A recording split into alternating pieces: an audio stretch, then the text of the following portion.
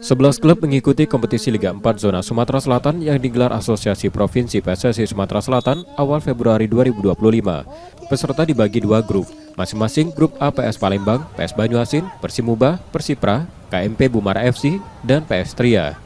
Di grup B, Eximbers FC, Bayangkara FC, Pisip United FC, Porsiba FC, dan David FC. Asprof PSSI Sumsel mengungkapkan, peta persaingan di kompetisi kasta 4 zona Sumsel tahun ini ketat karena kekuatan peserta merata.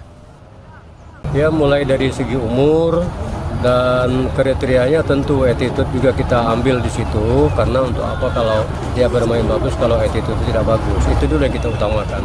Kalau teknik itu kan bisa diasah, fisik juga seperti itu ya, karena itu ada tanggung jawab pelatih nantinya akan memperbaiki kekurangan-kekurangan di dalam teknik dan teknisnya itu.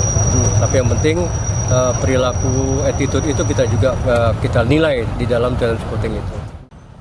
Di kompetisi ini Asprof PSSI Sumsel menurunkan tim pencari bakat, memantau pemain potensial mulai kategori umum dan memiliki perilaku baik di dalam dan di luar lapangan.